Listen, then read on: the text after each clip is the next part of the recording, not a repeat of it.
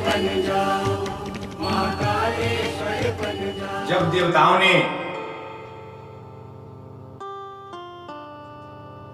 पराम्बा भगवती जगत जननी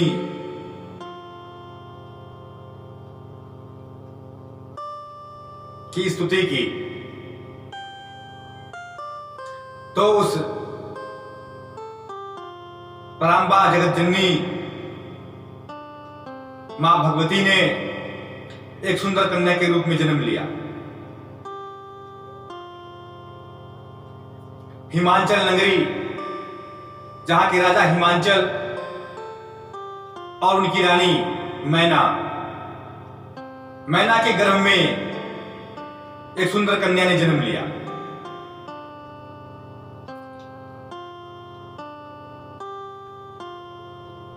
सुंदर कन्या ने जन्म लिया और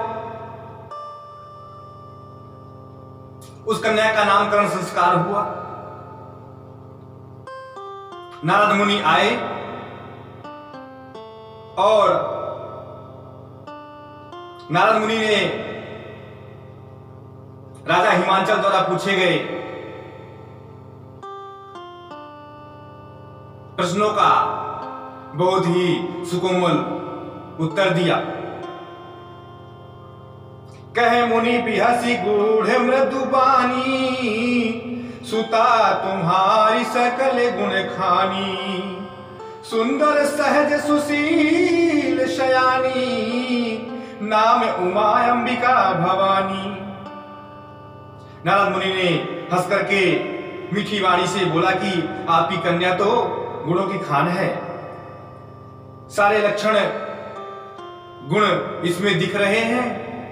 यह तो स्वयं भवानी है, मां पराम्बा की अवतार है, और इसका मैं क्या नाम रख सकता हूं? चलिए, आपने मुझे बुलाया, इतना सत्कार किया, तो एक उचित नाम आपको मैं देता। तो इस कन्या का नाम पार्वती रखा गया। नारद मुनि जी के विचार के अनुसार पार्वती नाम रखा गया। माता पार्वती जी बालिका थी, दिन प्रतिदिन उनकी उम्र बढ़ती गई।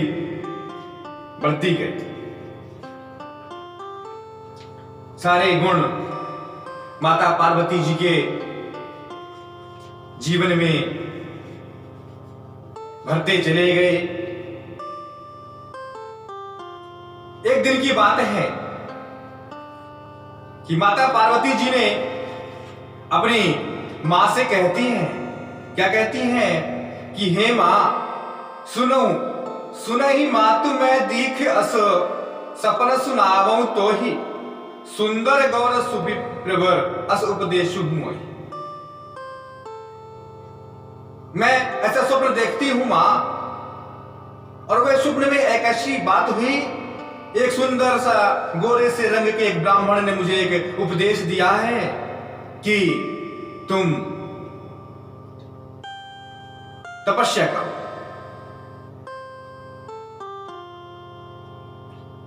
तपस्या करो, उस तपस्या से तुम्हें बहुत ही अच्छा फल प्राप्त होगा,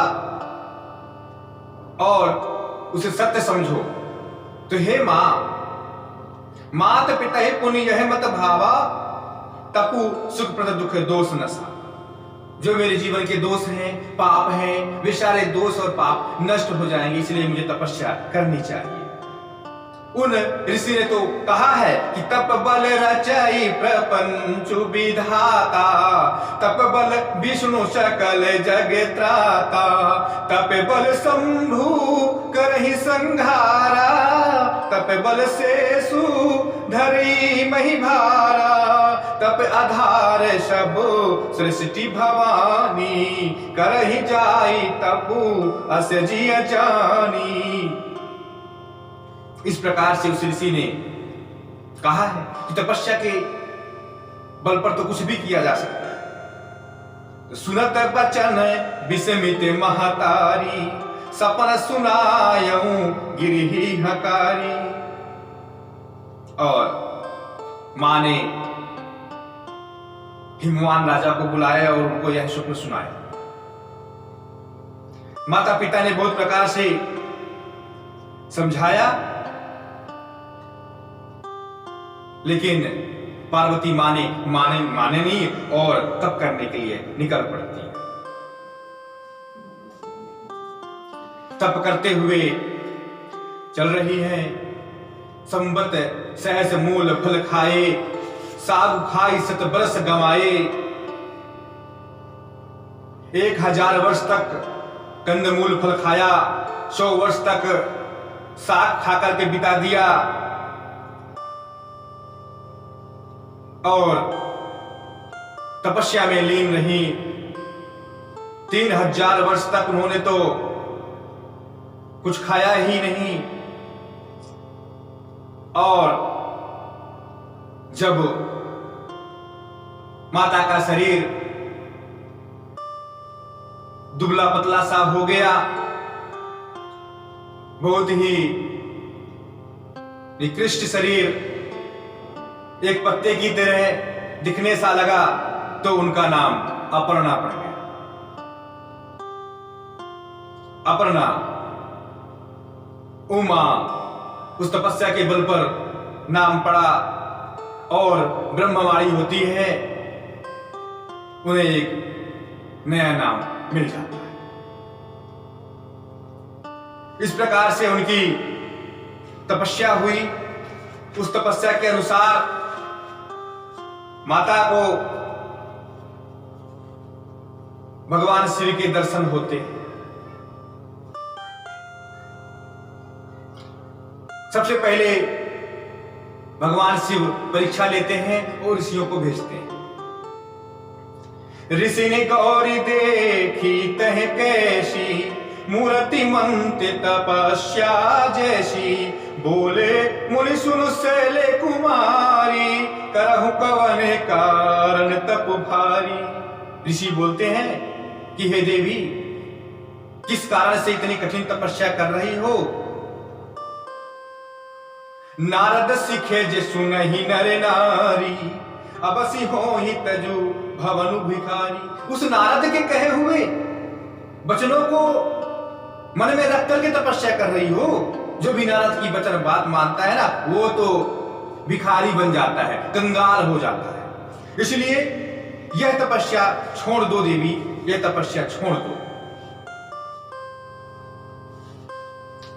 और इस प्रकार से माता पार्वती जी की ऋषियों ने परीक्षा ली, लेकिन उस परीक्षा में वे उत्तीर्ण हुई और भगवान शिव को दर्शन देना पड़ा। यह परीक्षा जैसे ही भगवान शिव प्रसन्न हुए, इस परीक्षा में जैसे ही वो उत्तीर्ण हुई, भगवान शिव माता पार्वती जी को दर्शन देते हैं, वरदान मांगने को कहते हैं। मां ने वरदान मांगा, मुझे ऐसा पति मिले जो तीनों लोकों में सर्वश्रेष्ठ हो। और यह बात आगे बढ़ती है। शिव जी ने तथास्तु कह दिया। तथास्तु।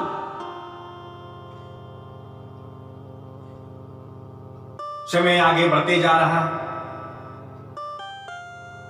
भगवान शिव तो परमात्मा है, यहां एक शिव तपस्या में लीन है, वहां दूसरे शिव माता पार्वती जी को दर्शन दे रहे हैं। कितनी विचित्र बात है, कितनी बड़ी बात है। देवताओं ने यह समझा कि अरे ये तो भगवान शिव को जगाना पड़ेगा, क्योंकि जब भगवान शिव समाधि से जागेंगे नहीं, तब तक ये जो हम लोगों का दुख है वो कैसे दूर होगा। उस समय तारकासुर नाम का जो राक्षस था, देवताओं को बहुत ही परेशान करता था। उस तारकासुर के वध के लिए, क्योंकि उस तारकासुर के वध के लिए कोई शिव अंश ही मार सकता है, कोई शिव अंश के द्वारा ही उसका वध हो सकता है। तो उसको कोई जीत नहीं सकता था। वह अजर अमर था, सारे देवता उससे हार गए। तब बिरंची सन जाई पुकारे, देखे विधि सबो देव दुखारे। ब्रह्मा जी ने देखा कि सारे देवता दुखित हैं, बहुत कष्ट सह रहे हैं। तब उन्होंने एक रास्ता सुझाया कि उस राक्षस को तो कोई मार नहीं सकता, केवल और केवल भगवान शिव का कोई अंश ही उसे मार सकता है। अतः यदि शिव जी चाहें तो अवश्य तुम्हारे कष्ट का निवारण हो सकता है। अब शिव जी कैसे चाहें? शिव जी तो समाधि में लीन है, समाधि में लीन है, कौन उन्हें जगाएगा? उनके क्रोध को कौन पचाने की क्षमता रखता है? ऐसा भाव कौन कर सकता है? ऐसा कार्य कौन कर सकता है? तो फिर सभी देवी देवता कामदेव के पास जाते हैं और कामदेव से कहते हैं, विनती करते हैं कि हे कामदेव, जा गई मनोभव मुए हूं मन बन, सुगमता न परे कही, शीतल सुगंध सुमंद मारुते मदन अनल सखा सही, विकसे सरणी बहु कंजे गुंजत पुंज मंजुल मधुकरा, कलहंस पिक सुख सरस रव करी गाने नाचही अक्षरा। कामदेव से कहते हैं कि भगवान शिव को जगाओ, जिससे भगवान शिव का विवाह माता पार्वती जी से हो सके और उस तारकासुर के वध के लिए एक शिव अंश संसार में आ सके। कामदेव ने देवताओं के हित के लिए अपने जीवन की कुर्बानी दे दी और कामदेव तो स्वयं भगवान विष्णु के अवतार भी माने जाते हैं, जो संसार के हित के लिए अपने जीवन को समाप्त कर दे। वे कोई सामान्य पुरुष नहीं होता, वह तो महान होता है, वह तो देवतुल्य होता है, वह तो ईश्वर के समकक्ष होता है। कामदेव ने जान लिया कि अब भगवान शिव का क्रोध का सामना मुझे करना पड़ेगा, मेरे जीवन लीला समाप्त हो जाएगी। लेकिन उस कामदेव ने अपने जीवन की परवाह न करते हुए संसार के हित के लिए कार्य किया और सुमन चाप निज कर संधाने, अतिरिश्ता की श्रवण लगिताने।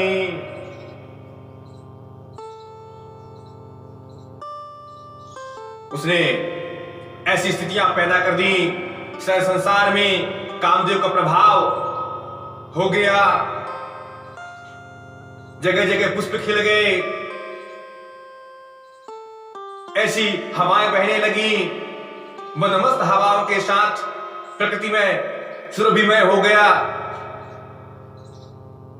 सारे संसार में कामुकता पैदा हो गई, काम वासना जागृत होने लगी, कोई भी बच नहीं सका इसे प्रभाव से। और उसके बाद भी भगवान शिव का वह समाधि टूटी नहीं। तो फूल का बाण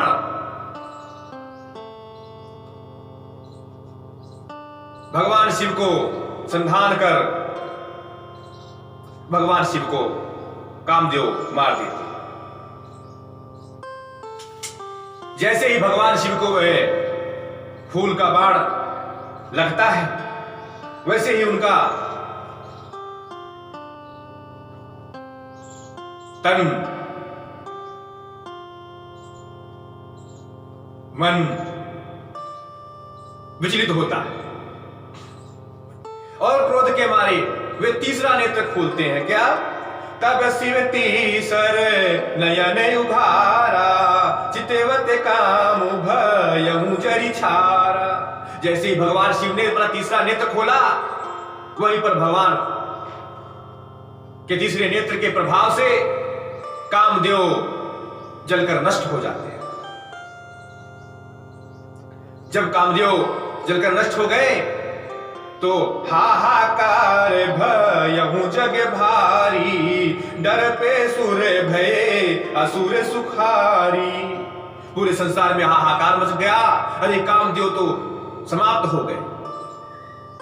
यह जैसे ही कथा, यह जैसी ही बात देवताओं ने सुनी, देवता बहुत ही दुखित हुए, अपने आप को कोसने लगे और राक्षस तो बहुत ही प्रसन्न हो गए। उनकी प्रसन्नता का कोई ठिकाना नहीं रहा। अब क्या हो, ये पत्नी जो रति थी वह रोने लगी, भगवान शिव के सम्मुख प्रस्तुत हुई और उन्होंने कहा कि जब मेरे पति के जीवन को समाप्त कर दिया तो मेरे जीवन को भी समाप्त कर दीजिए।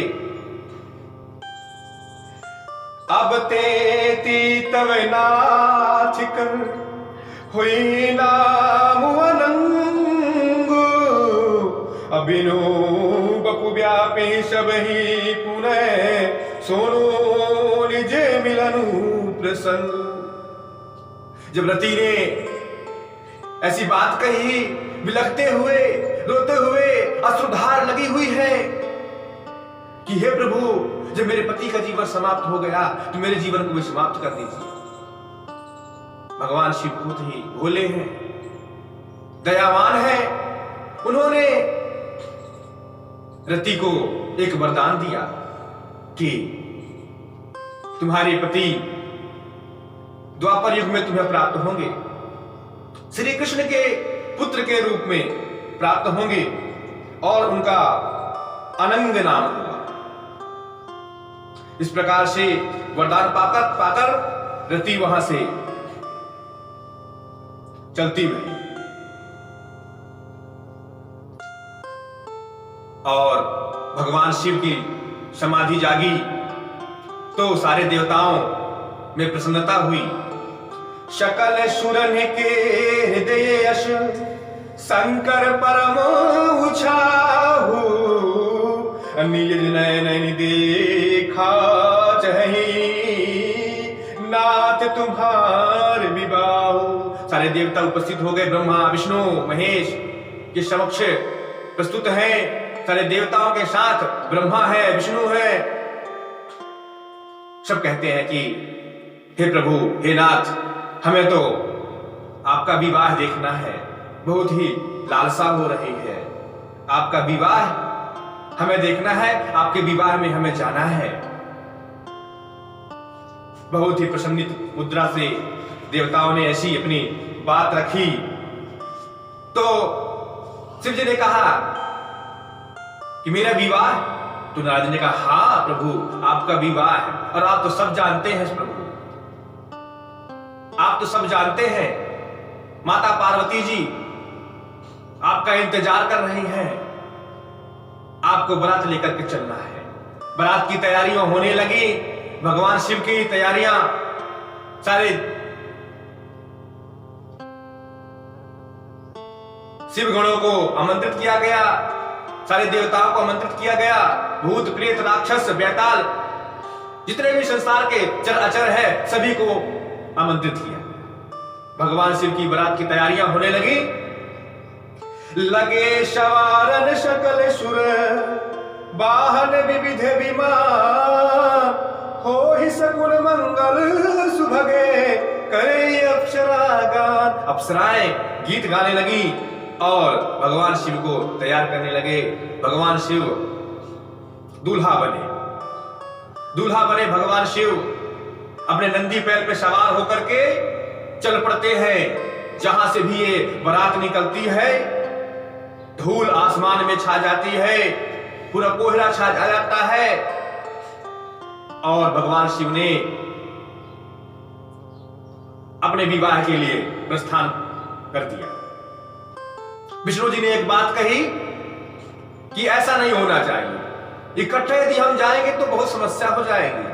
अतः सबकी टोली बनाई जाए, सब अपने अपने टोली में आगे पीछे समय के अनुसार सबको रवाना किया। देवताओं की टोली सबसे पहले, उसके बाद शिवगणों की, फिर भूतों की, राक्षसों की और सभी जीव जंतुओं की टोलियां अलग अलग बनी और एक के बाद एक बारात आगे निकलती चली।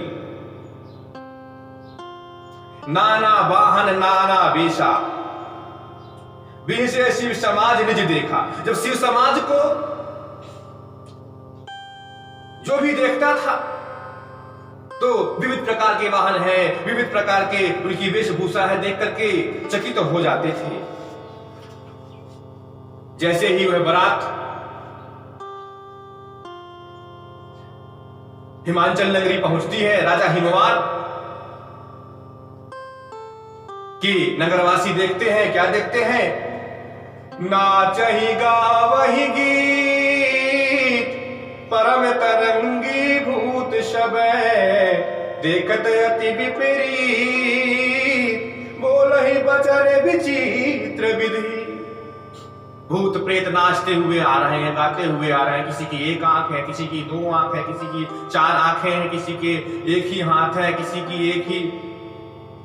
किसी के बड़े बड़े दांत हैं, किसी के मुंह में दांत ही नहीं है, किसी के बाल हैं, किसी के बाल नहीं है, किसी कपड़े पहने हैं, कोई भूत लगाए हैं, कोई भभूत लगाए हैं, कोई विचित्र प्रकार की। उस बारात को देख करके लोग बहुत ही डर गए, उनको डर लगा। क्या बात, इस प्रकार की, जब इस प्रकार की बारात है तो दूल्हा किस प्रकार का नहीं होगा? इस प्रकार की चर्चा होने लगी। और क्या? जैसे दूल्हा है तसे बनी बराता, कौतुक विविध हो ही मग जाता, यहाँ ही मंचल रचो बिताना, आति विचित्र नहीं जाई बखाना।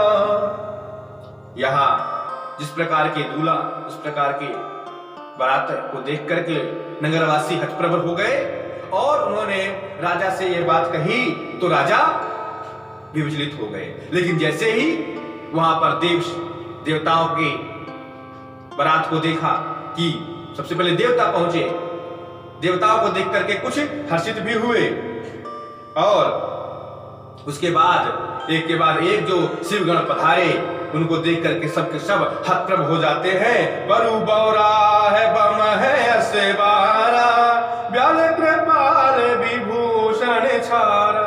अरे और तो सब ठीक है, यहां तो जीव जंतु भी आ रहे हैं। अरे बिच्छू, सर्प, इस प्रकार की भी बारात में आए हैं, ये जीव जंतु, ये तो बहुत दिक्कत हो जाएगी। और जब शिव जी को देखा उन्होंने, क्या तन में क्या भभूति रमाए हुए हैं। सबके दूल्हे हमने देखे क्रीम लगा के आते हैं,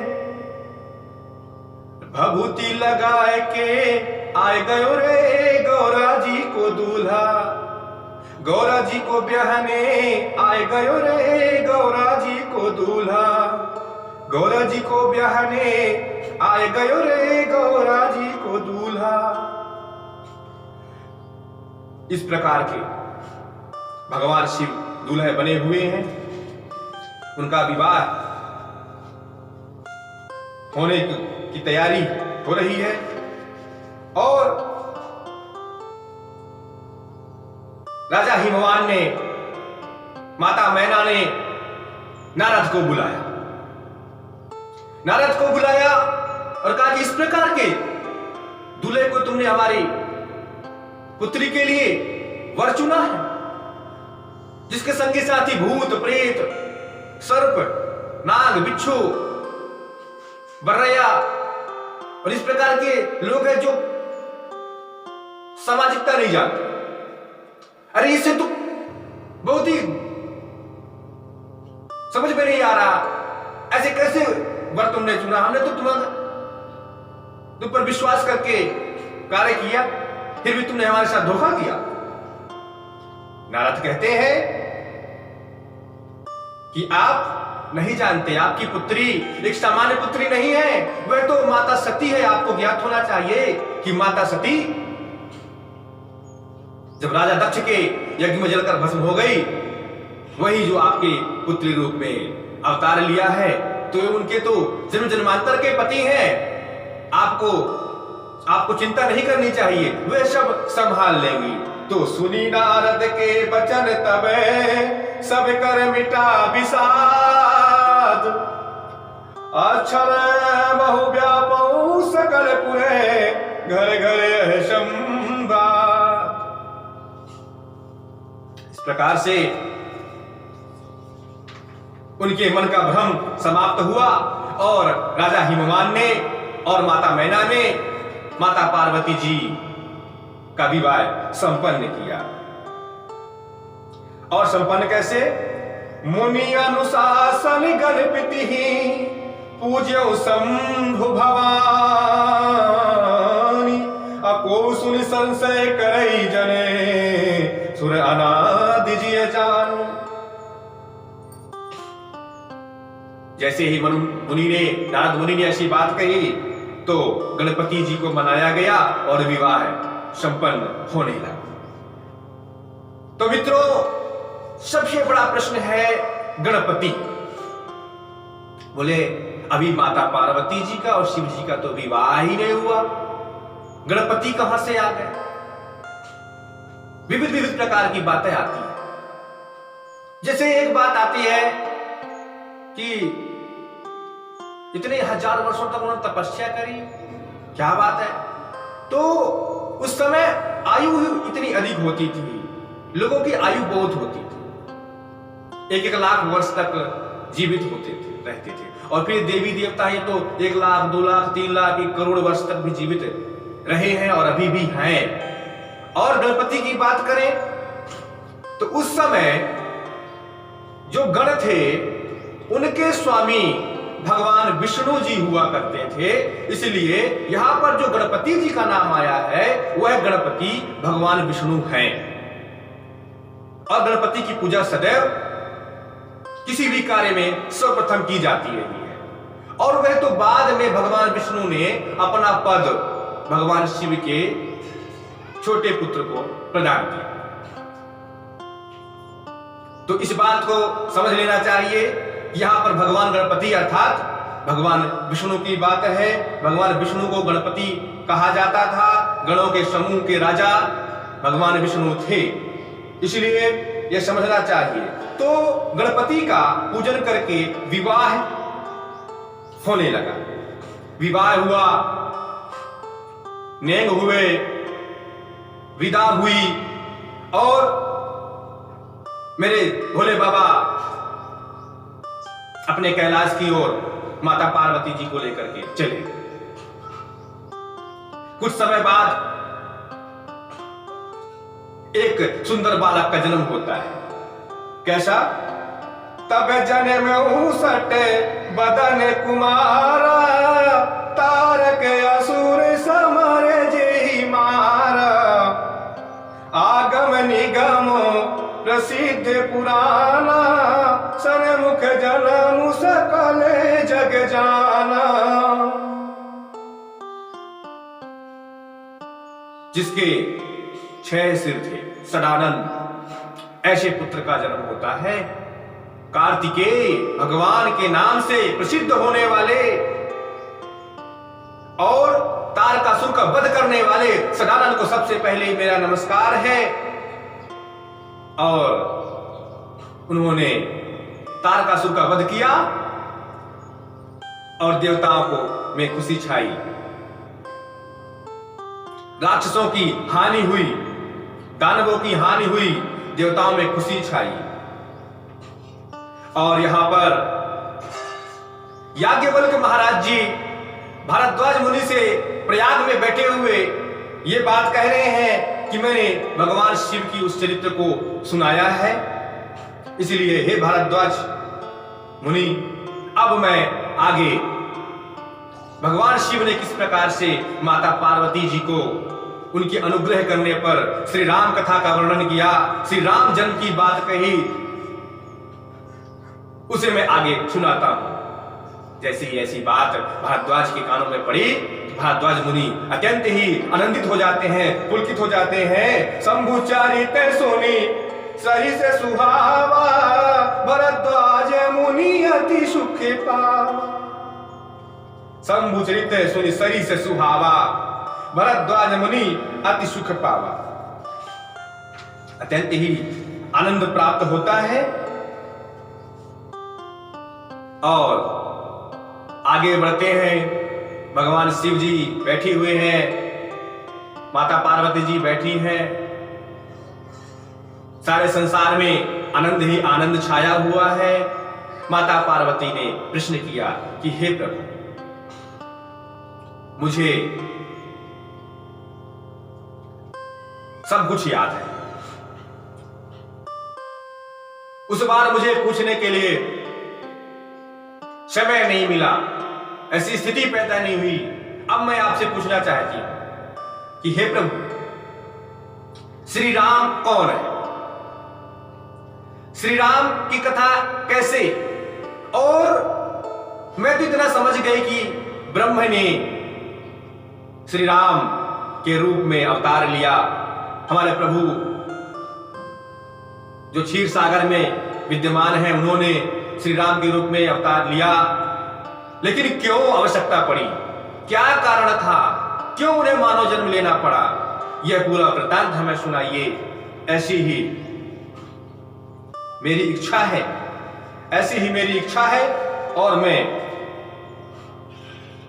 मैंने तो उनकी प्रभुताई देख ली है। सिर्फ यह जानना चाहती हूं कि मुझे ऐसी राम कथा आप सुनाएं जिससे मेरे मन के सारे सारे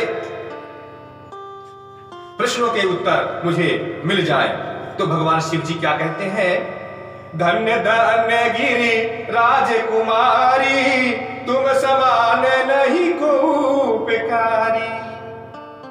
शिव जी कहते हैं कि धन्य हो मां देवी,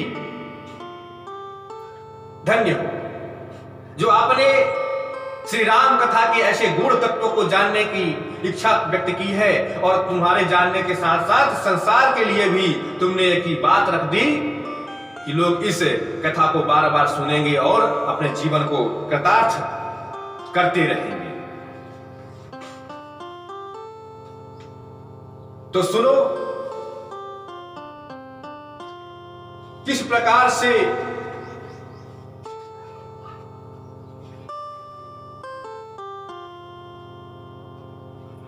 श्री राम जी ने किन कारणों से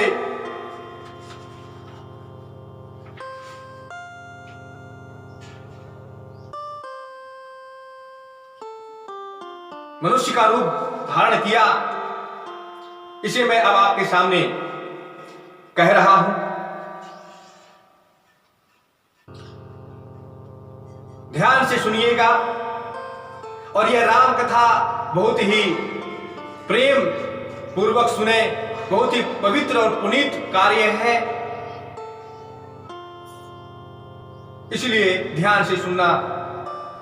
और कई कारण हुए प्रभु श्री राम जी के रूप में मेरे प्रभु का अवतार होने के कारण, कई कारण हैं, लेकिन मैं तुम्हें प्रमुख रूप से उन 4 कारणों को बताता हूं।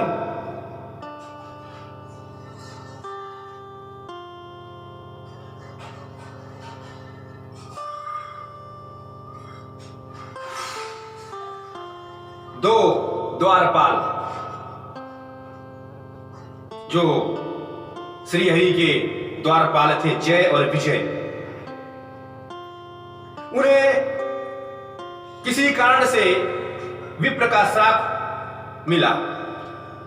और विप्र का श्राप मिला कि तुम असुर हो जाओ, राक्षस हो जाओ। तो उन्होंने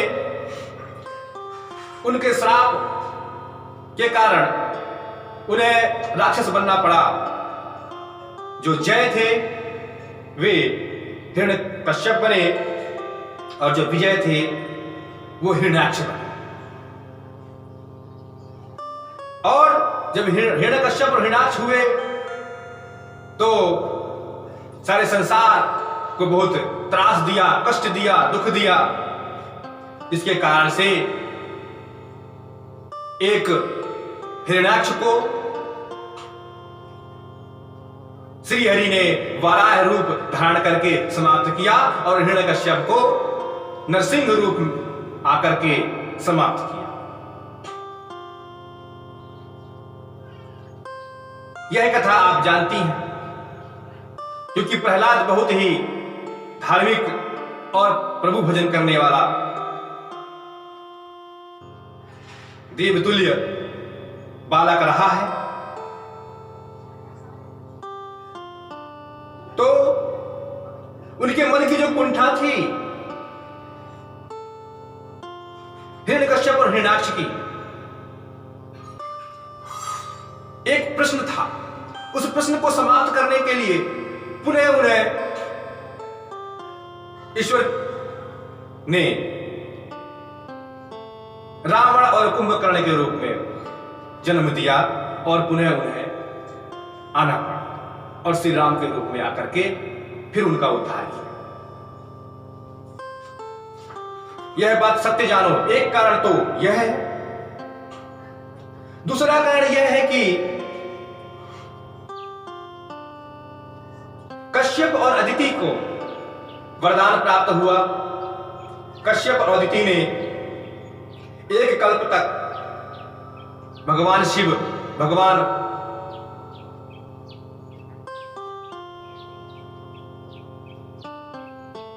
शिव जी की अनुकंपा से, मेरी अनुकंपा से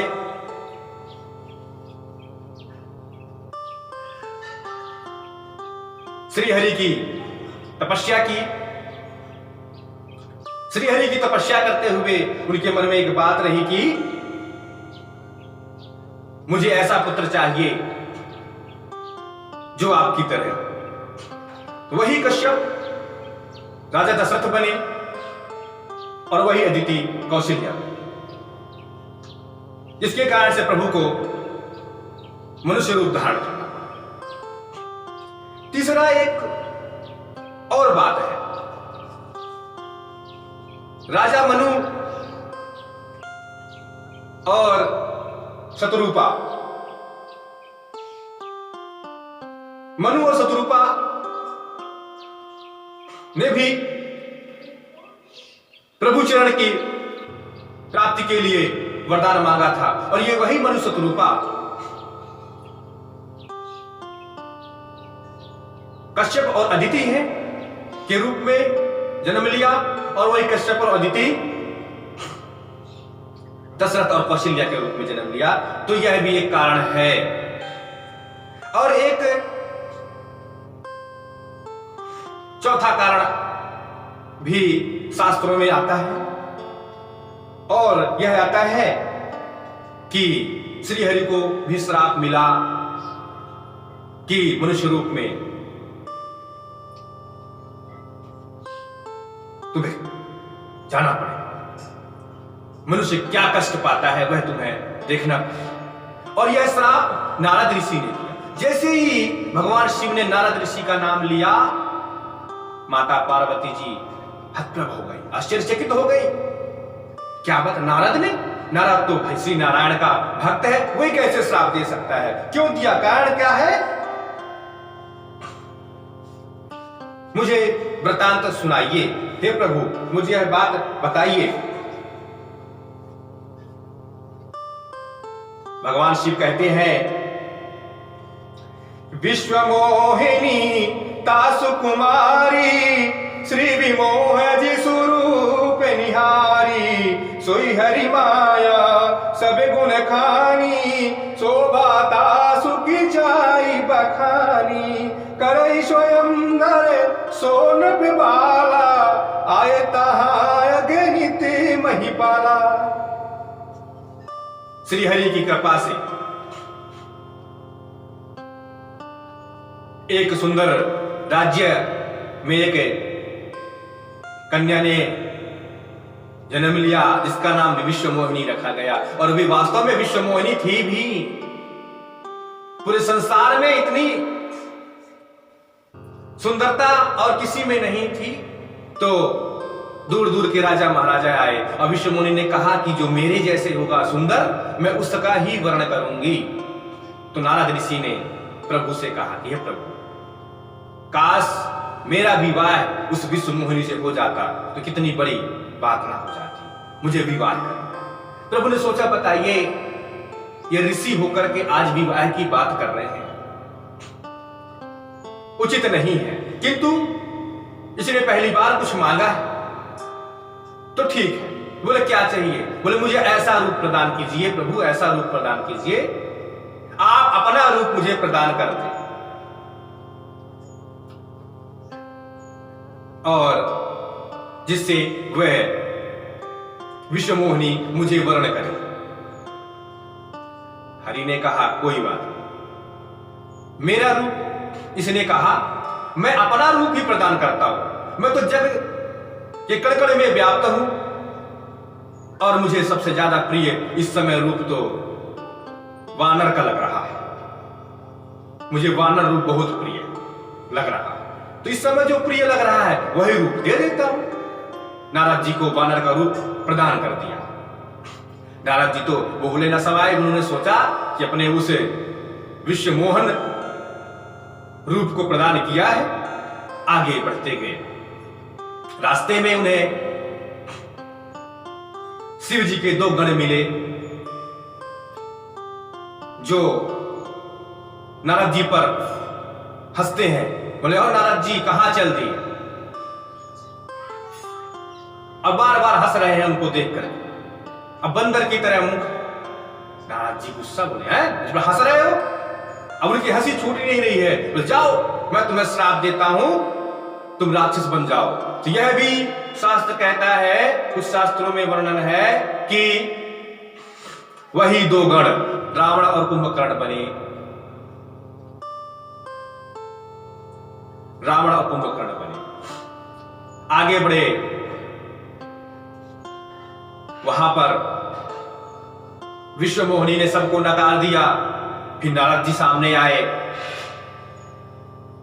तो विश्वमोहिनी हंस पड़ती है, हंस करके अरे मैं तुम्हारे साथ विवाह करूंगी, बहुत हंसते हुए और भाग जाती है। विवाह नहीं हुआ। नारद जी चले आए तो किसी ने कहा कि अरे अपना चेहरा तो देख लो पहले। बोले अच्छा कुछ गड़बड़ी है क्या? चलो देखता हूं। तो जल की छांव में जब अपने छाया देखी तो बंदर की तरह मुख था। बहुत ही क्रोधित हुए कि अरे उस विष्णु ने मुझे बंदर का मुख बना करके भेजा है, तभी तो सब लोग हंस रहे थे। मैं अभी जाता हूं, मेरे हरि से मैं बात करूंगा। जैसे ही नारद आगे बढ़े तो देखते जा रहे हैं कि वहीं पर रास्ते पे प्रकट होते हैं श्री हरि। बोलिए नारद क्या बात है? श्री हरि है, माता लक्ष्मी है और साथ में वह विश्वमोहिनी कन्या भी है जिसको हरि ने वर्ण कर लिया। विवाह हो गया। जैसे ही नारद ने देखा कि अरे विश्वमोहिनी तो इनके साथ है, प्रश्न पूछने से जो प्रश्न पूछने का जो उनके मन में एक भाव था वह नहीं रहा। उन्हें तो क्रोध आ गया और उन्होंने भगवान विष्णु को श्राप दे डाला कि जाओ तुम भी एक दिन मेरे साथ, तुमने छल किया है ना, आपके साथ भी छल होगा। मैंने जिसको पत्नी बनाने को चाहा उसका छल आपने करके अपने साथ विवाह कर लिया।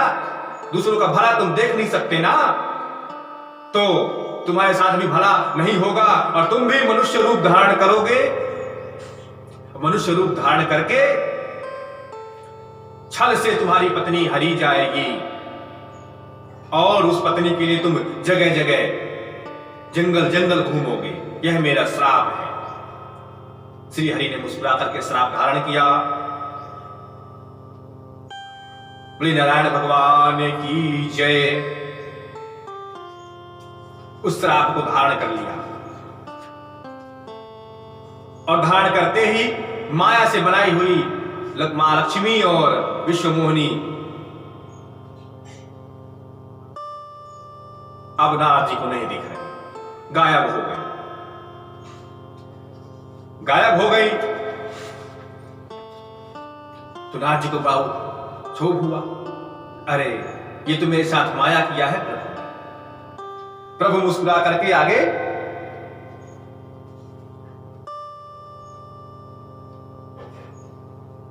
जाने लगते हैं तभी चरण पकड़ लेते हैं नारद की, हे प्रभु मैंने क्या कर दिया?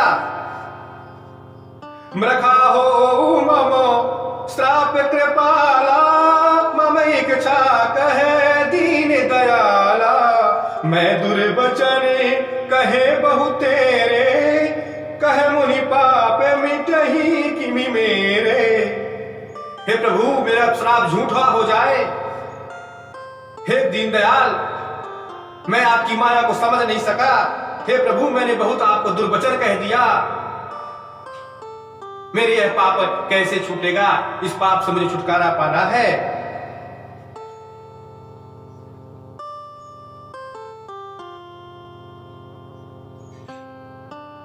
तो श्री हरि ने कहा कि जाओ अब तुम भगवान शिव जी के शरण में जाओ और भगवान शिव जी का भजन करो, शिव जी के नाम का स्मरण करो, तभी तुम्हारा यह पाप समाप्त होगा। तो भरद्वाज ने जब ऐसी बात सुनी बहुत ही प्रसन्न हुए और वहां माता पार्वती जी को जब भगवान शिव जी सुना रहे हैं तो वहां पर माता पार्वती जी भी बहुत प्रसन्न हुई। क्या बात है, आपकी भी भजन नाम स्तुति का श्री हरि ने मार्ग सुझाया।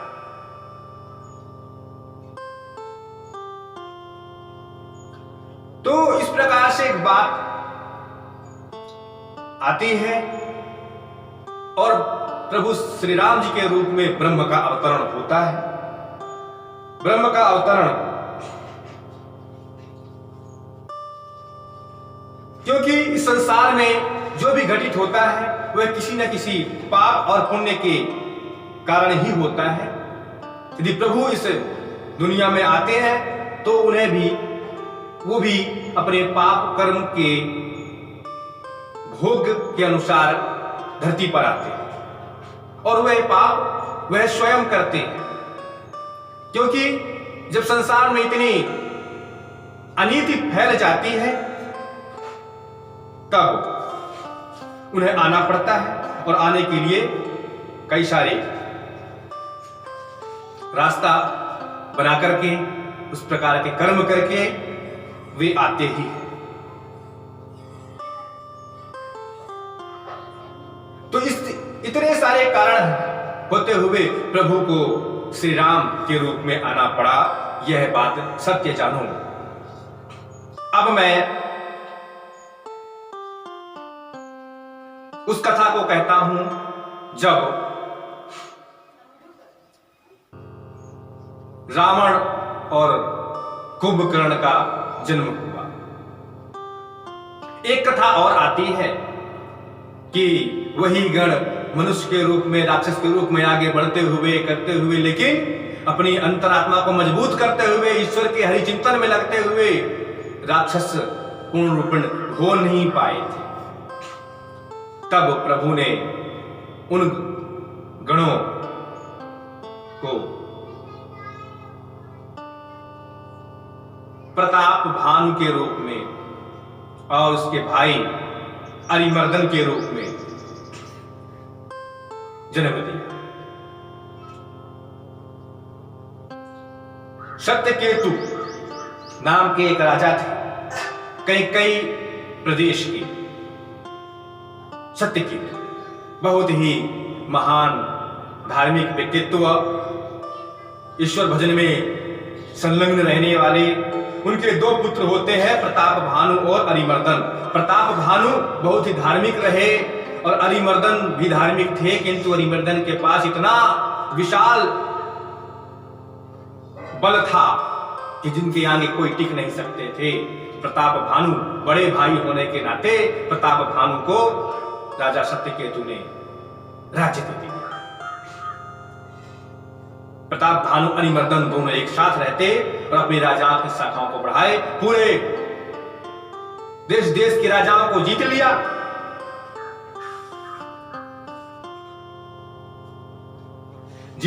और मित्र भी बने, शत्रु भी बने। एक शत्रु था, एक तनु नाम का, जो जाकर ऋषि बन गए कि कभी मौका आए तो मैं अवश्य प्रताप भानु से बदला ले लूंगा। बदला लिया, समय आया, एक दिन की बात है, राजा प्रताप भानु जंगल में शिकार करने को जाते हैं। शिकार करने को जाते हैं और उसी जंगल में पहुंचते हैं जहां वह उनका शत्रु कपटी ऋषि के रूप में विद्यमान था। वह समझ गया कि अरे मेरा शत्रु इसे मेरे क्षेत्र में आ चुका है। उसका एक असुर मित्र था, एक तनु का वह जो असुर था मित्र,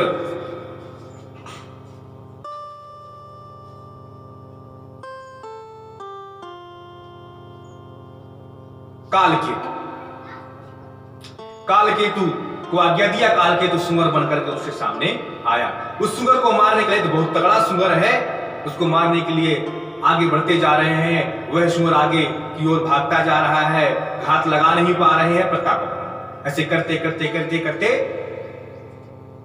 बहुत आगे जा चुके, शाम हो गई, रास्ता भटक गए और आखिर को सुंगर को मार नहीं पाए। प्यास लगी तो देखा कि एक कुटिया है, ऋषि कुटिया, अवश्य यहां पानी मिलेगा, जलपान कर लिया जाए। और उस कुटिया में तो वह कपटी मुनि था, कपटी ऋषि था, उनका दुश्मन। जैसे ही प्रताप भानु को देखा पहचान गया, मेरा दुश्मन है, मैं इससे बदला लूंगा ही, लेकिन अभी तो मैं ऋषि रूप में हूं। ऋषि की महत्ता समाप्त नहीं होनी चाहिए, ऐसा भाव एक तनु में था। प्रताप भानु ने कहा कि आइए ऋषि, हमारे यहां आइए। बहुत बातें हुई, रात्रि व्यतीत हुई। उस कपटी ऋषि ने कहा कि मैं तुम्हारी पूरी हिस्ट्री जानता हूं, पूरा नाम बताया, क्षेत्र बताया, ये कार्य बताए। बहुत ही प्रसन्नता हुई। तो प्रताप भानु ने पूछा कि कहीं मेरी हानि भी हो रही है तो बता दीजिए। तो कहा अवश्य तुम्हारी हानि होगी, यदि ब्राह्मणों के द्वारा तुम्हें श्राप मिल गया तो तुम्हारी हानि हो जाएगी, तुम्हारा नष्ट हो जाओगे, तुम्हारा सारा राज्य चौपट हो जाएगा। बोलेगा ये तो बहुत सरल बात है, मैं तो वैसे ही धार्मिक व्यक्ति हूं, कहां कोई ब्राह्मण मुझे श्राप देगा। समय बीता, मिलन बना रहा। उस कपटी मुनि ने कहा कि यज्ञ करो। यज्ञ हुआ। यज्ञ में उनके जो विप्र थे, पुरोहित को बुलाया गया। वह एक तनु जानता था कि इनके यदि पुरोहित इनके साथ रहा तो इनके साथ अन्न भला हो ही नहीं सकता, इसलिए पहले पुरोहित की चोरी की जाए। उन्होंने पुरोहित को, उस ऋषि ने उस कालकेतु असुर के द्वारा बंधन करा लिया और स्वयं पुरोहित का रूप धारण करके पहुंच जाता है। और वहां जो भी प्रसाद बना था उस सब में जानवरों का मांस, ब्राह्मणों का मांस मिला देता है। भंडारा हो रहा है। उस भंडारे में सभी ब्राह्मण लोग, ऋषि मुनि बैठे हैं, विश्व भर के। तभी आकाशवाणी होती है। जैसे ही उनकी थाल में जेवना परोसा गया, वह मांस युक्त आकाशवाणी होती है कि हे ब्राह्मणों, हे ऋषियों, हे मुनियों, तुम्हारे साथ छल हुआ है। इस भोजन में तो मांस मिला है। सभी के सभी बैठे हुए ऋषिगण, मुनिगण राजा प्रताप भानु को श्राप दे देते हैं कि तुमने हमारे साथ छल किया। और यह छल तो उस एक तनु ने किया। तुरंत जाके देखा किसने मिला है, राजा प्रताप भानु। तो वहां तो कोई था ही नहीं। पुरोहित कहां गया? पुरोहित था ही नहीं। और श्राप हो गया कि जाओ, तुम्हारा सारा राज्य चौपट हो जाए और तुम अगले जन्म में जाकर के राक्षस बनना, असुर बनोगे। और वही राजा प्रताप भानु और उसका भाई अरिमर्दन। तो प्रताप भानु रावण बनता है और अरिमर्दन कुंभकर्ण बनता है। और उनका एक मंत्री था, मंत्री धर्मरुचि, जो उनका सौतेला भाई विभीषण बनता है।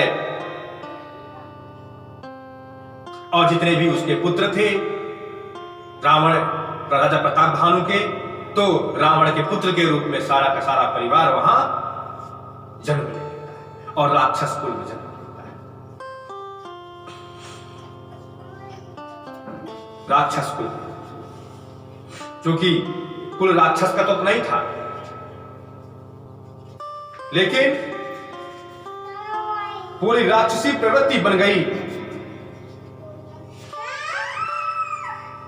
और कहा, उपजे जदपि पुलस्त कुल पावन अमल अनु, तदपि महीशुर श्राप बसे भय सकल अभिरू। पुलस्त कुल में उन्होंने जन्म लिया, लेकिन पुलस्त कुल में जन्म लेने के पश्चात जैसे ही इनका जन्म हुआ, इन्होंने तपस्या की, भारी तप किया। तीनों भाइयों ने मिलकर के तपस्या की और तपस्या करने के पश्चात उन्हें जो वरदान प्राप्त हुआ,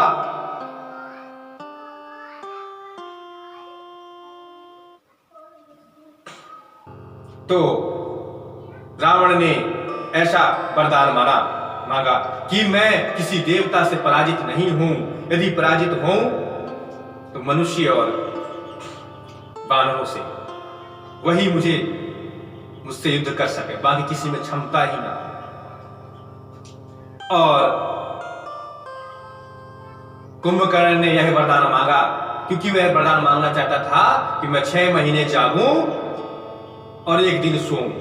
तो मां सरस्वती बोली है तो बहुत ही वो हो जाएगा, इसको तो बहुत ही खाने की चिंता रहती है, इसको भूख ही लगी रहती है, तो ऐसे में तो पूरा संसार को ही खा जाएगा। तो मां सरस्वती उसके जीव में बैठी और उससे बुला दिया कि मैं 6 महीने सोऊं और 1 दिन जागूं। तथास्तु। और विभीषण ने मांगा कि मुझे हरिपद मिले, मैं भगवान का भजन करता रहूं, बस यही मेरी मनोकामना है। इस प्रकार से उन तीनों को वरदान प्राप्त हुआ। वरदान प्राप्त हुआ और आगे बढ़े।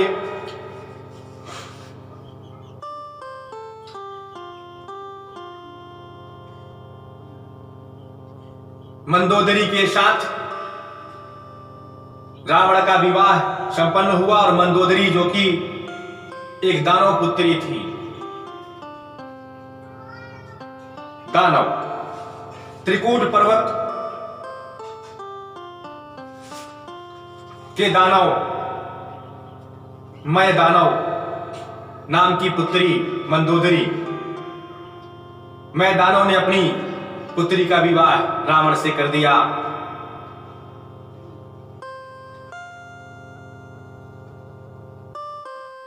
और देवताओं ने त्रिकूट पर्वत पर चढ़ाई करके मैं दानव को हरा करके अपना राज्य स्थापित कर लिया था। और राज्य स्थापित करने के पश्चात कुबेर के मत्थे छोड़ दिया था। कुबेर जो कि रावण का सौतेला भाई भी लगता था। तो मैं दानव ने एक चाल चली और अपनी पुत्री का विवाह रावण से कर दिया और रावण को अपनी तरफ करके त्रिकूट पर्वत पर हमला कराया। और रावण ने त्रिकूट पर्वत पर हमला किया और कुबेर को हरा करके उस त्रिकूट पर्वत में जो लंका नाम की नगरी बसाई गई थी, उस लंका को अपने वश में किया, अपनी तरफ किया और वहां अपनी राजधानी बनाई। तीनों भाई वहां रहने लगे। राज्य चल पड़ा। पूरे देश देश में रावण का परचम लहराने लगा, विश्व विजयी हो गया, सारे संसार को जीत लिया रावण ने। जब सारे संसार को जीत लिया तो रावण में बहुत ही घमंड पैदा हुआ, रावण के पुत्रों में घमंड पैदा हुआ। मेघनाथ ने देवताओं से युद्ध किया और मेघनाथ का ने जब देवासुर संग्राम हो रहा था तो मेघनाथ ने देवताओं को हरा दिया, विश्व विजयी बन गया, इंद्रजीत बन गया और इंद्र की गद्दी पर राज्य करने लगा। इंद्र के सिंहासन पर मेघनाथ बैठे। सारे संसार में जो श्री हरि का भजन करते थे उन सबको मारा जाने लगा, काटा जाने लगा।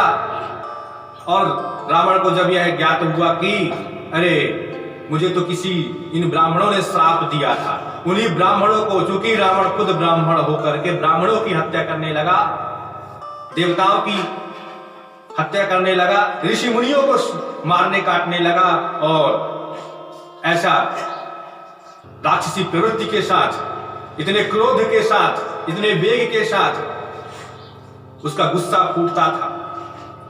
बहुत ही निर्मम हत्या करते हुए जीवन जीने लगा, हत्यारा बन गया। यही तो राक्षसों की प्रवृत्ति होती है, निर्मम हत्या करने की जो क्रिया वह दानवों की क्रिया होती।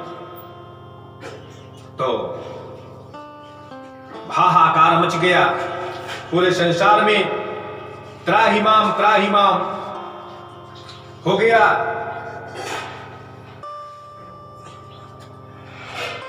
देवता, सारे देवता, ऋषि मुनिगण श्री हरि की स्तुति करने लगे कि इतनी अनीति, इतनी अत्याचार हमने अपने जीवन में नहीं देखा। इतने सारे राक्षस आए लेकिन नहीं हुआ। प्रभु कृपा कीजिए, हम पर कृपा करो, प्रभु कृपा करो। और उन्होंने स्तुति करी, जय जय सूर्यनायक, जय सुखदायक, प्रणत पाल भगवंता, गोत्विज हितकारी, जय असुरारी, सिंधु सुता प्रिय कंता, पालन सुर धरनी, अद्भुत करनी, मरम न जानई कोई, जो सहज कृपाला, दीन दयाला, करम अनुग्रह सोई। जय जय अविनाशी, सब घटवासी, व्यापक परमानंदा, अभिगत गोतीतम, चरित पुनीतम, माया रहित मुकुंदा। जय लागी विरागी, अति अनुरागी, विगत मोह मुनि वृंदा, निशिवासर ध्यावहि, गुण गण गावहि, जयति सच्चिदानंदा। इस प्रकार से स्तुति करने लगे। श्री हरि जो ब्रह्म है दर्शन दिया, बोले बताओ क्या बात है। बोले बहुत ही आप जानते हैं प्रभु, आप कृपा करो। बोले अवश्य, मेरा समय आ चुका है, मैं अवश्य दशरथ के घर जाऊंगा, इसलिए जाओ दशरथ के घर में पुत्रेष्टि यज्ञ करो। वशिष्ठ जी भी वहां थे। वशिष्ठ जी को ऐसी आज्ञा हुई, चूंकि वशिष्ठ जी राजा दशरथ जी के कुल गुरु, तो पुत्रेष्टि यज्ञ कराया और वशिष्ठ जी ने श्रेष्ठ ऋषि जिन्हें पुत्रेष्टि यज्ञ का ज्ञान था, अपने मित्र श्रृंगी ऋषि को लेकर के दशरथ जी के यहां पहुंचते हैं और दशरथ जी से प्रश्न करते हैं कि तुम्हें पुत्र नहीं हो रहा, एक काम करो, एक उपाय है। उपाय यह है कि यदि पुत्रेष्टि यज्ञ कराया जाए तो अवश्य। तो दशरथ जी कहे, तो मेरी मुंह की बात आपने कही, मैं तो पूछने ही वाला था कि आखिर क्या कारण है कि मुझे पुत्र नहीं हुआ, तो आपने तो मेरी मन की बात छीन ली। अवश्य पुत्रेष्टि यज्ञ संपन्न हुआ। श्रृंगी ऋषि ने ऐसी यज्ञ संपन्न किया और यज्ञ संपन्न करते ही उस यज्ञ कुंड से जो भगवान निकले उन्होंने एक खीर दी। उस खीर को दिया कि अपनी पत्नियों को बांट दो। आधा भाग कौशल्या माता को और आधे का आधा भाग सुमित्रा और कैकेयी माता प्रदान कर दिया। गर्भ रुक गया। उस पुत्रेष्टि यज्ञ के दौरान वह तो एक बहाना था। प्रभु जी तुमसे मिलने का सत्संग ही बहाना है, गुरुवर तुमसे मिलने का, सांवरिया तुमसे मिलने का, गुरु पूजन यज्ञ जप तप बहाना है। और जैसे जैसे गर्भ फलता फूलता वैसे वैसे मनमोहक दृश्य इस प्रकृति ने अन्न उगाना अधिक कर दिया। पेड़ों में फल अधिक लगने लगे, जगह जगह फूल खिलने लगे, जैसे कि सारा कष्ट सारा दुख पूरी पृथ्वी का समाप्त होने वाला हो, ऐसी स्थितियां पैदा हुई।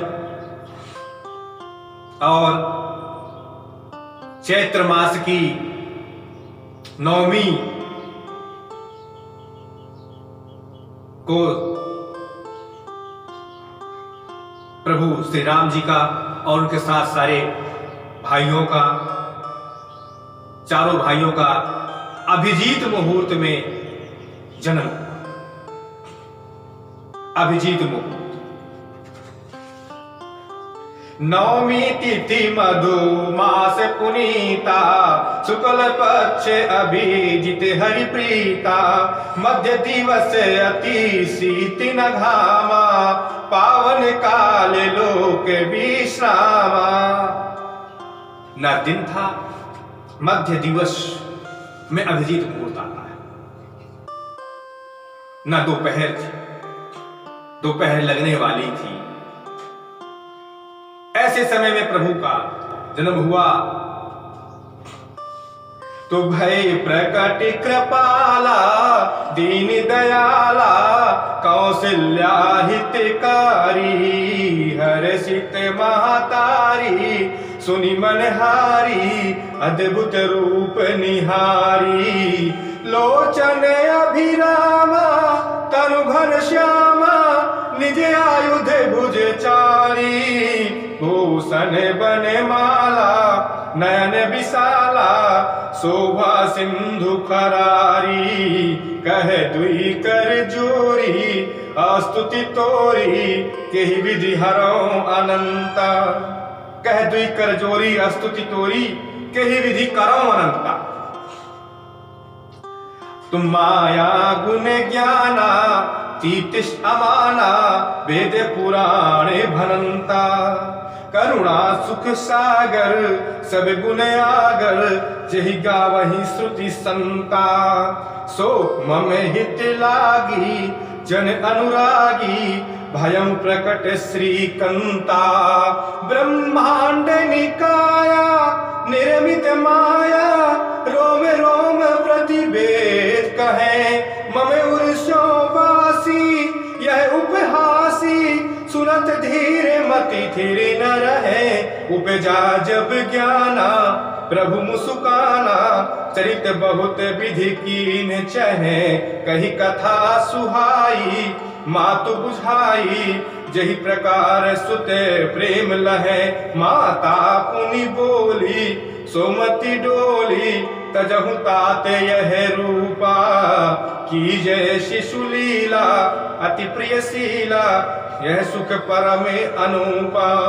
मुनि बचन सुजाना, रोदन ठाना, होई बालक सुर भूपा, यह चरित जो गावहि, हरिपद पावहि, तेन परहि भव कूपा। विप्रधेनु सुर संत हिते, लीन मनुज अवतार, निज इच्छा निर्मित तनु, माता गुण गोपाल। सभी के हित के लिए, विप्रों की सुरक्षा के लिए, गायों की सुरक्षा के लिए, देवताओं की सुरक्षा के लिए, हित के लिए, संतों के हित के लिए प्रभु श्री राम रूप में ब्रह्म ने अवतार लिया। और जैसी मां ने इच्छा की उस प्रकार से रूप धारण किया और रुदन प्रारंभ। जैसे ही महल में है बादशाही की पुत्र प्राप्त, खुशी का ठिकाना ना रहा। राजा ने बहुत ही खुशी से सारे राज्य का धन लुटा दिया, फिर भी धन कम नहीं हो रहा था। जन्म लये रघुरैया, अवधपुर बाजे बधैया। जन्म लिए हैं रघुरैया, अवधपुर बाजे बधैया। कौन लुटावे अनगन सोना, कौन लुटावे अनबन सोना। कौन लुटावे धेनु गैया, अवधपुर बाजे बधैया। माता और पिता ने मिलकर के अटूट धन संपत्ति सज्जन लोगों को दान में दे दी और निछावर हुए। ऐसे महीनों बीत गए इस खुशियों में। शिव जी कहते हैं माता पार्वती से मैं भी गया था, मैंने भी निछावर प्राप्त किया दशरथ जी से। तो माता पार्वती जी बहुत मुदित होती। और शिव जी लिखते हैं कि क्या, मास दिवस कर दिवसी भार, मरम न जाने कोई। रथ समेत रवि था क्यों, निशा कबन विधि हुई। इस मरम को कोई नहीं जान पाया। उस दिन तो एक दिन एक माह का था और रात ही दिन ही दिन रहा, लेकिन इस मरम को कोई नहीं जानता था। और एक कहाऊं निज चोरी, सुन गिर जाती दृढ़मति भूरी। काग बुसुंड संग हमें दो, मनुज रूप जाने नहीं को। मनुष्य का रूप धारण करके काग बुसुंड के साथ मैं भी गया था देवी।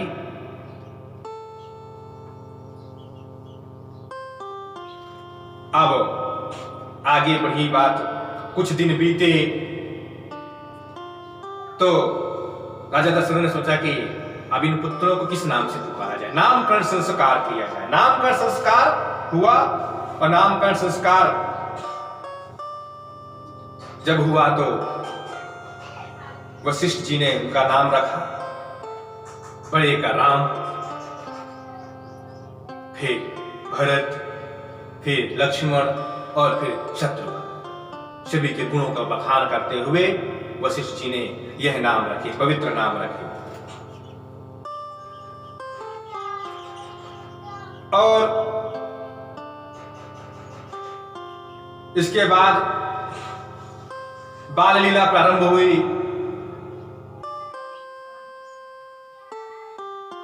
बाल लीला करते हुए कभी हंसते, कभी खेलते, कभी रोते।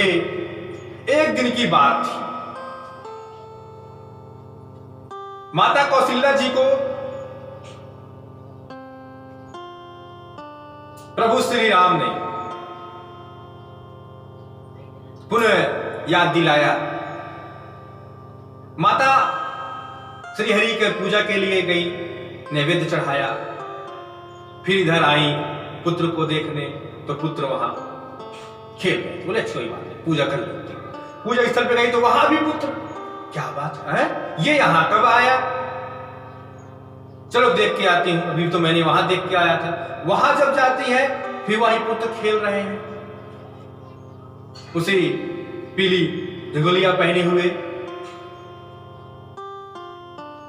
ठुमुक चलत रामचंद्र बाजत पैजनिया। बोले अरे तो यहां खेल रहे हैं, क्या बात है? फिर अंदर गए पूजा स्थल पर, फिर उन्होंने देखा अरे यहां भी खेल रहे हैं। फिर उन्हें याद आया नहीं, ये तो प्रभु है, मैं तो भूल गई थी। और जैसे ही आंख बंद किया और वापस जब आंख खोलती है नमस्कार करते हुए तो वे गायब हो जाते हैं। इस प्रकार की लीला उन्होंने दिखाई। यह बाल लीला थी। प्रेम मगन कौशल्या निस दिन जाते न जान, सुत स्नेह बश माता बाल चरित कर गान। आगे हुआ न चूड़ाकरण संस्कार भी प्राप्त कराया।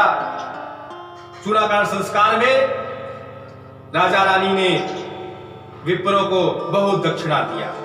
दक्षिणा करते हुए और चूड़ाकरण संस्कार के बाद कुमारों को मुनि वशिष्ठ जी ने वेदाध्ययन कराया।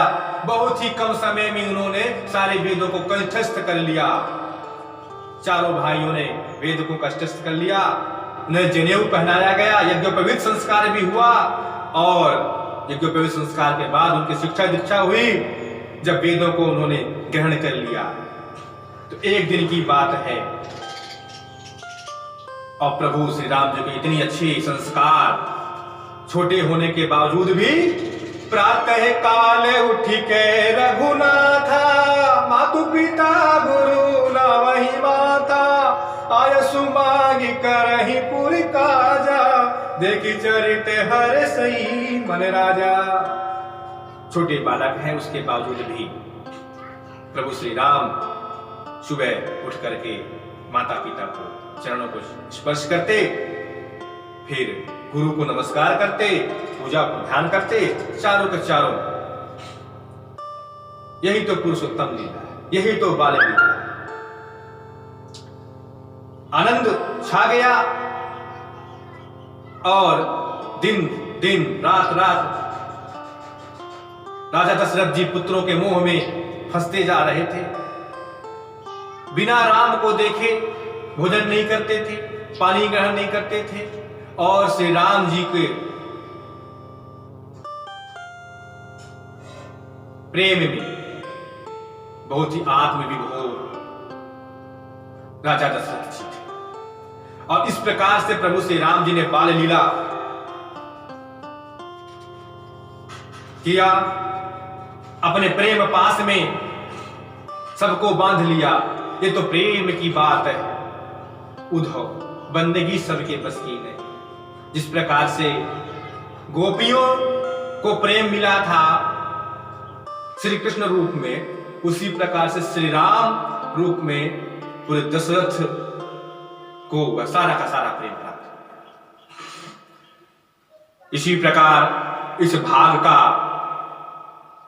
यहीं पर विराम देता हूं। अगले भाग में हम फिर मिलेंगे। श्री राम जी की पुरुषोत्तम लीला, श्री राम विवाह के साथ। जब तक के लिए आप सभी को जय श्री राम, जय श्री